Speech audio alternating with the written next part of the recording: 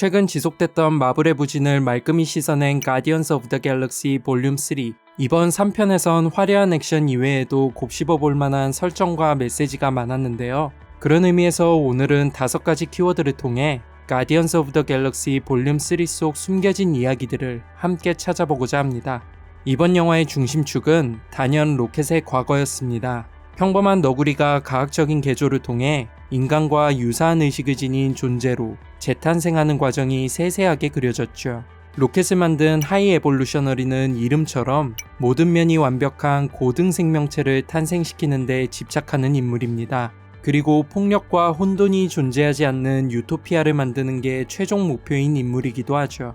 영화는 로켓과 하이 에볼루셔너리의 대립구도를 통해 완벽이라는 개념의 허상을 드러냅니다. 누구도 해결하지 못하는 문제를 실험체에 불과한 로켓이 해결하는 시점부터 하이 에볼루셔너리는 창조주의 전능한 권위를 상실하게 되죠. 이는 과학이 우상화되는 시대의 민낯을 보여주는 대목처럼 다가옵니다. 영화 속 실험체들에겐 생물학적으로나 도덕적으로 완벽해야 하지만 절대 창조주를 능가해선 안 된다는 전제 조건이 붙습니다. 그리고 과학적 난제를 해결하는 로켓의 영민함은 그 전제의 반증이죠. 이것이 바로 하이 레볼루셔너리가 로켓을 제거하고자 하는 이유입니다. 자신이 만든 완벽한 질서에 균열이 생기는 걸 막기 위해서죠. 마치 영화 아일랜드에서 복제인간의 의식을 전적으로 통제할 수 있다 믿었음에도 스스로 판단하며 의식을 진화시키는 존재가 등장하자 그를 제거하고자 안간힘을 쓰는 것처럼 말입니다. 이런 설정은 자연을 지배하려는 존재의 불완전함을 여실히 보여주며 로켓이 오만한 욕망의 희생양이라는 사실을 부각하죠. 3편의 또 다른 키워드는 바로 어린 존재들입니다. 자유를 상실한 채 묶여있는 어린 동물들과 아이들을 번갈아 비춰주며 짙은 연민을 불러일으키죠.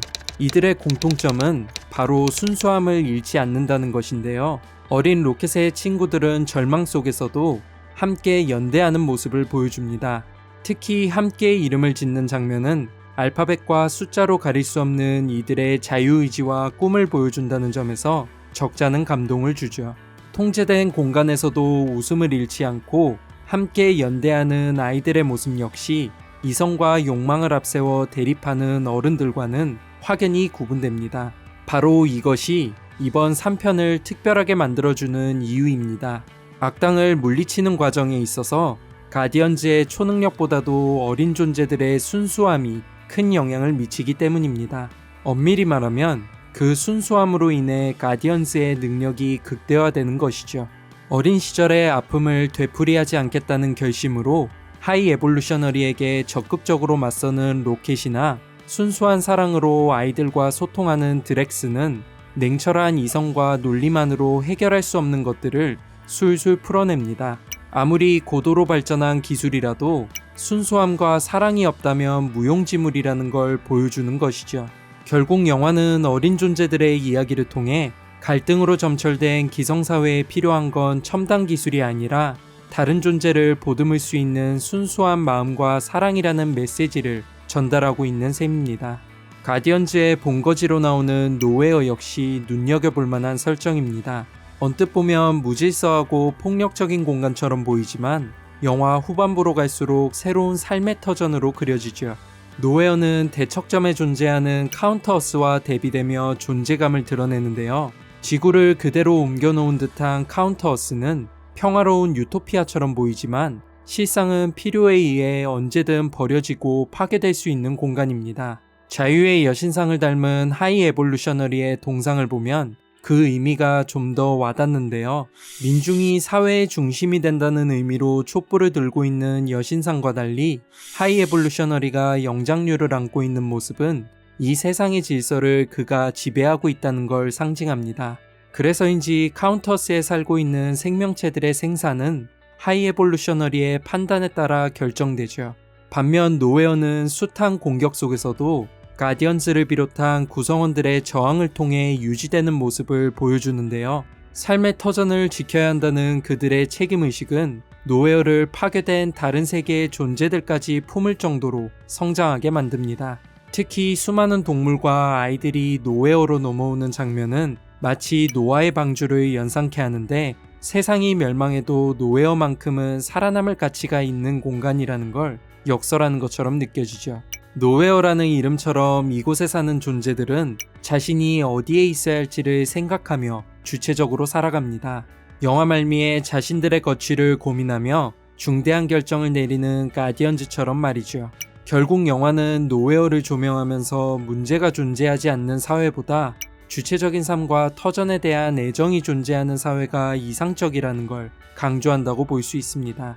이번 영화의 또 다른 핵심은 바로 가모라의 등장이었습니다. 어벤져스 인피니티 워에서 타노스에게 희생된 그녀가 어떻게 돌아올 수 있었을까요? 영화에서 가모라는 스타로드에게 자신은 네가 사랑했던 가모라가 아니라고 말하는데요. 아마도 그녀가 어벤져스 엔드게임에서 과거의 타노스와 함께 함선을 타고 넘어온 과거의 가모라이기 때문에 그런 반응을 보인 것으로 추측되죠. 그렇기 때문에 영화 내내 그녀가 가디언즈에 녹아들지 못하는 모습을 보여주는 건 기존 마블 세계관을 잘 살린 연출이었다고 생각합니다. 사실상 그녀는 가디언즈와 연이 없는 존재이지만 관객들에게 가디언즈의 완전체를 보는 기분을 줄 수 있다는 점에서 시공간을 넘나드는 마블 페이지의 설정을 잘 활용한 대목이란 생각이 듭니다. 가디언즈의 백미는 단연 영화의 배경을 수놓는 올드팝송입니다. 특히 영화 초반부에 로켓의 발걸음을 따라 흐르는 라디오헤드의 크립은 색다른 몰입감을 선사했죠. 가오갤의 장점은 이런 올드팝송들을 허투루 쓰지 않는다는 것입니다. 크립의 가사를 보면 스스로를 흉물스럽고 미쳤다 여기며 자기 존재를 부정하는 주인공이 나오는데요.